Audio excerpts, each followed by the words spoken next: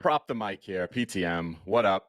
It's Monday. We got a double header of Monday Night Football tonight, coming off a great Sunday performance. How you feeling today, Dave?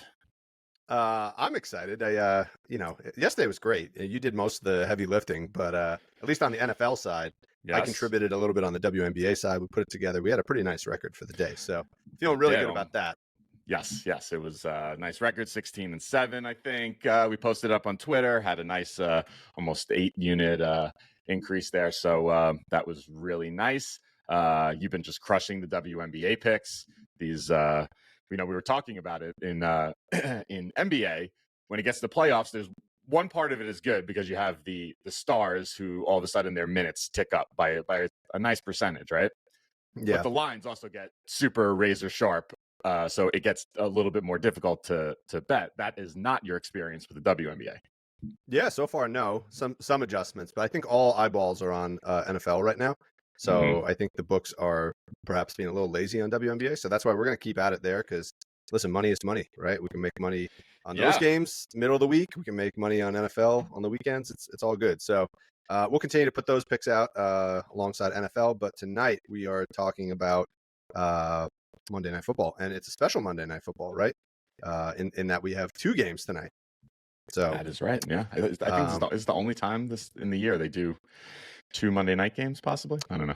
I don't know. I was thinking about that because I heard a lot of chatter on X about the scheduling. They got the first game kicks off at 7:15 p.m. and then the second one starts at 8:15 p.m. People are like, why put 2 games on simultaneously? But if you're lucky, 12 on simultaneously or 8 on simultaneously yesterday. True. And if you're lucky enough to have like YouTube TV or one of these other programs that does the multi-view, that's gonna be beautiful. Yes. I find that 4 games on the screen at the same time is like I feel like my blood pressure rises a little bit.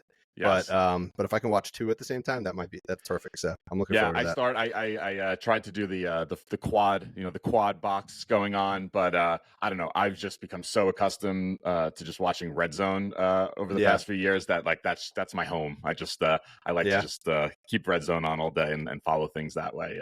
And then in the afternoon games, it's a little bit different with only usually 3 or 4 games. Sometimes I can do that, but it can be a little overwhelming. Get the Jets on one and Red Zone on the other, and you're all good. We turned the Jet game off. Yeah, they were terrible. All right, so let's talk about tonight's games. We're gonna make this quick. We only got a couple picks because, quite honestly, like if you're not feeling it, don't force it. Right, we're coming off of a good day. There's a couple spots in these 2 games that we like, but overall, you've got 2 games that are below 40-point totals. We know that these primetime games tend to be lower scoring games as well. Division games too.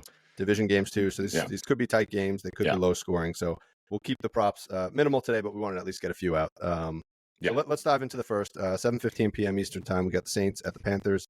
Saints are 1-0. Panthers are 0-1. Panthers are getting 3 points at home, and the total, like I said, is 39.5. Real quick, Week 1, the Saints beat the Titans 16-15, and in Week 1, the Panthers lost to the Falcons 24-10. So let's talk about what's standing out for you in terms of matchups, spots that you like here. All right, I think the quarterback is where we started here. I like part of it probably has to do with like Ryan Tannehill just being not a NFL caliber quarterback at this point in his career. Like he just didn't seem. He had a horrible game against New Orleans, and that's who Carolina gets today. So if you look at what Tannehill did against New Orleans in Week 1, threw for 198 yards on 47% completion percentage. He was 16 for 34, and most importantly here, he threw 3 picks. So New Orleans is very good defensively. Warren Sharp had their secondary ranked 6th overall going into the season. In Week 1, they were number 1 in passes defended. They were number 2 in air yards per attempt. That stat will be relevant in 1 sec.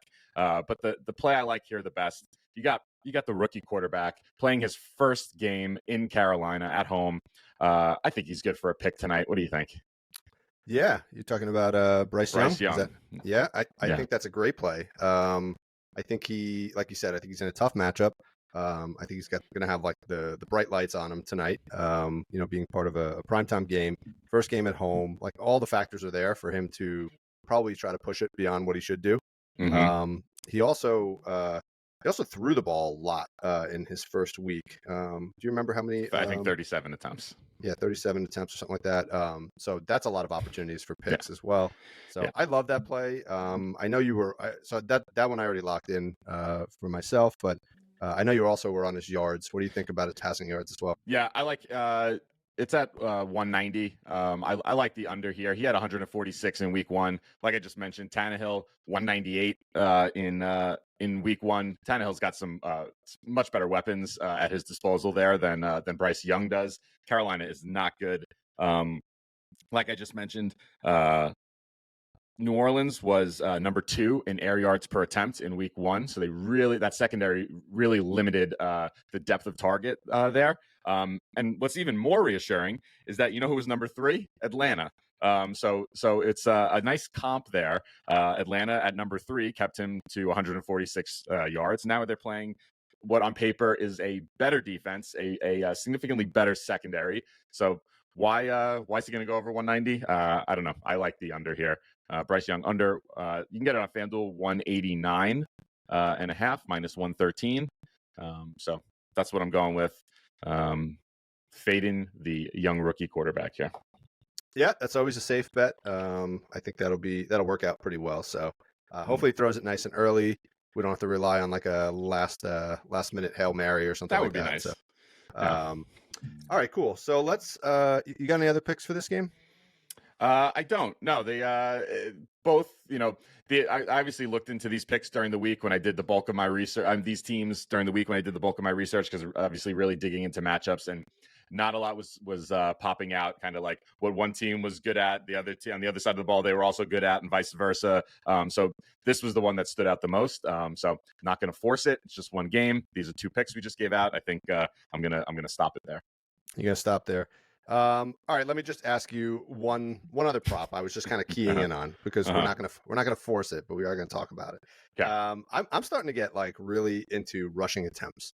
I kind of like it because it really is about game script, and it really has nothing to do with the player's performance. I mean, obviously, if the running back isn't getting anywhere, they're gonna probably stop giving it to him. But regardless, I thought there were some interesting ones. So there are 5 props out for this game on rushing attempts. I just want your on the spot opinion as to which one you like the best. All right. Okay. So we got Derek Carr over 1.5. That's a minus 160. So you can see he did this in 2 consecutive games and cleared in week 1 with 3 rushing attempts. All right. Don't answer yet.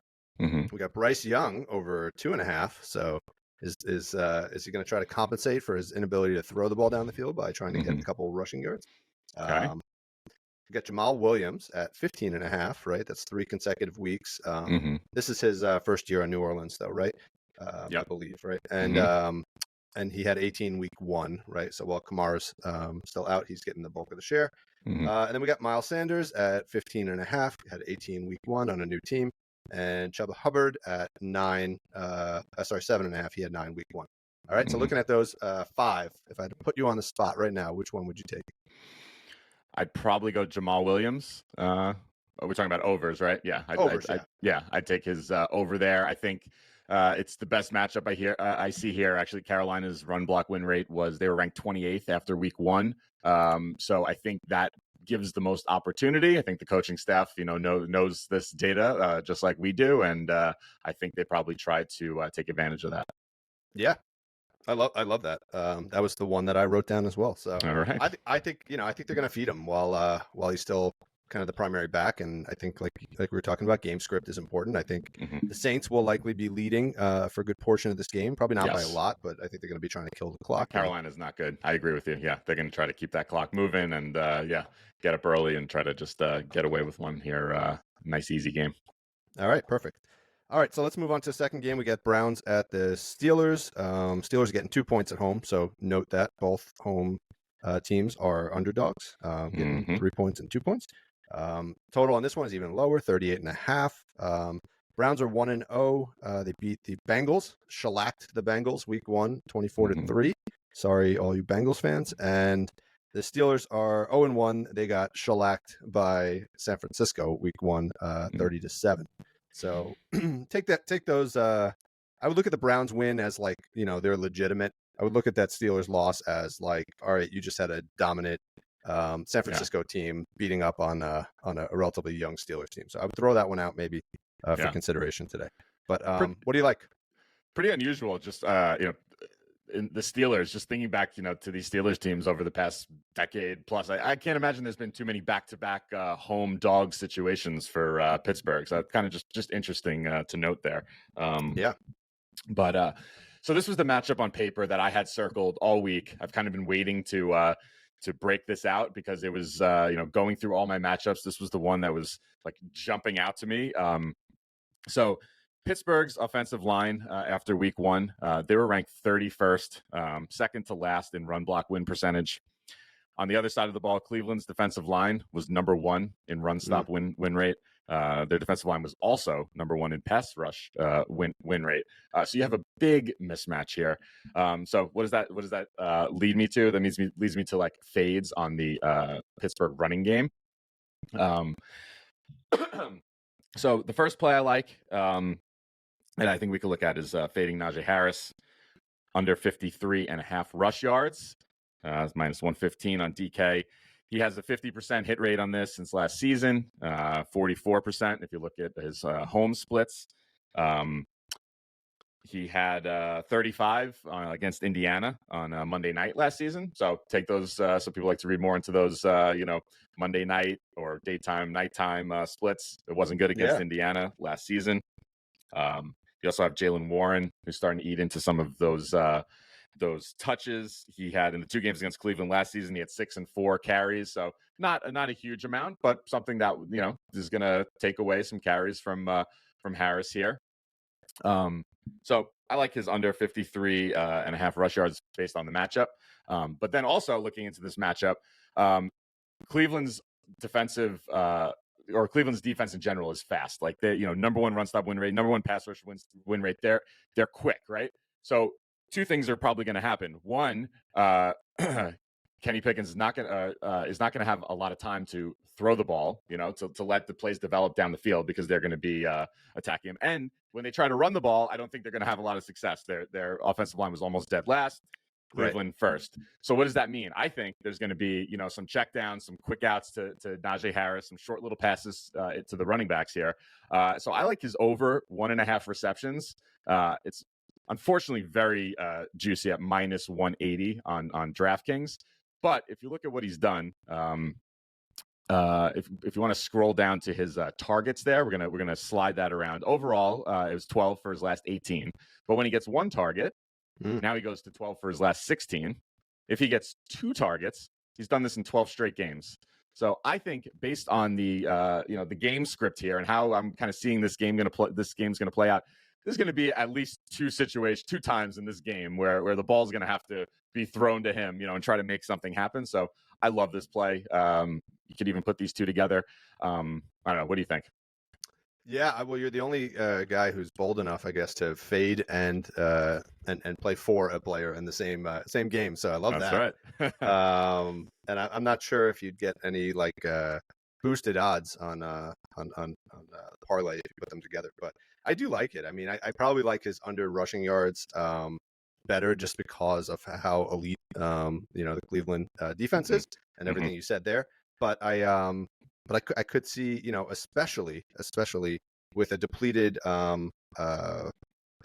receiving core for Pittsburgh today, right? We didn't talk about that yet, but Deontay Johnson is out today, and I think that's going to just limit the number of options he has as well from a receiving standpoint. So I think Najee might move more into a receiving role. So I love that. I could see him getting 2 to 3 catches today. So both are good plays. Yeah. So I just, as you said, that the 3 catches. So I think people will be, obviously we don't like to give out a lot of minus 180 plays here on PTM, though I think it's great. And it also looks like a great leg to a parlay, but I think you're going to see this on most books at 2.5 or even on DK. I could see this later in the day going up to 2.5. So I think it's also still good at over 2.5. When he gets 2 targets, he's gone over this in 7 of 12 games. And if he gets 3 targets, he's gone over in 70% of his games, 7 of 10. So I think he's good for 3 targets at least in this game, given the situation. So I think both of these are very playable. I like them both. Yeah, I love them both. Awesome. All right. So do you have anybody else on the Steelers? No, I love this place so much that I really put a lot of focus into that, and I didn't dig around too much else. And I'm like I said, I'm not going to try to force it. Going to just go with the primo matchups here and see if we can just stay in the green tonight here. What do you got? Yeah, no. So I was already kind of covered half the analysis on this, but I kind of like George Pickens tonight. You know, you can go two angles on him. You can go for 3.5 receptions. He had 5 in week 1. He hasn't cleared that a whole lot in his career, his young career. But like I mentioned, Deontay Johnson is out tonight, so George Pickens is he's probably like the 1B on this team, but now he's definitely the 1A. And so I like that. I think his receiving yards is probably also pretty good, despite pretty terrible week 1. He still ended up with 36 receiving yards, and you can get this line as low as 41.5 on BetMGM. And I just like the number of targets he had. Even they were behind all game, and he got 7 targets in that game. So I think George Pickens, even though Cleveland defense secondary is going to be pretty strong, I still think they're going to be in a position where they need to throw the ball at Pittsburgh. So I think Pickens over 41.5 receiving yards and also over 3.5 receptions are both good. All right. I would lean the receptions. We just saw this with somebody we just spoke about on Thursday night, Dallas Goedert, somebody who was kind of neglected a bit in week 1, and then we hit on DJ Moore yesterday. This was like another similar situation. No, he didn't. Pickens did not have a good week 1, or didn't have a great week 1. Now he's got his like you just said, the 1A receiver out. So I think then you don't have to worry about this Cleveland defense is very good. So I would almost say let's not worry about the production on the on the catches, how many yards he's going to get, but I think he is good with those targets to end up with four catches. So I would lean to that side of to that play more. But beautiful. That's I also agree. That would be my favorite of the two. And lastly, I would be remiss if I didn't give out Nick Chubb. Remember, he was one of my dogs on the guys I was a little scared of. I think he had 1,200 rushing yards for the season on our futures pod. But as you said on the pod, if there's a guy to go with that's going to do it, it's going to be him. And so far, he's delivering, right? Week 1, he had 106 rushing yards. And in the last 5 games that he's played, he hasn't had less than 92 yards, except for, ironically, the one game against Pittsburgh, which was an end of the season game. I think, was that the first round of the playoffs, or was that, I don't remember. But regardless, I think he's in a good spot. McCaffrey just came off of a game where he put up 152 rushing yards against Pittsburgh in week 1. So I think Chubb is very much on par with him in terms of explosiveness and running capability. I think 83.5 is great. I would love if you got points bet, you can get it as low as 80.5. I think that's even better. So what do you think? Yeah, I like it. Going into the preseason, Pittsburgh's front seven and their rush defense was pretty good, but when it actually came to play out, they were 30th in rush yards per attempt after week 1. So I think that was obviously due to that monster Christian McCaffrey game. But right. Nick Chubb is right. Nick Chubb's right up there with McCaffrey when it comes to elite running backs. So yeah, I think that is definitely a great play. All right, cool. I think that covers what I had. Like I said, we'll keep it short and sweet. We'll get these up on X shortly. Anything else from you? That's it. We'll lock these in and let's make some money. Yes, sir.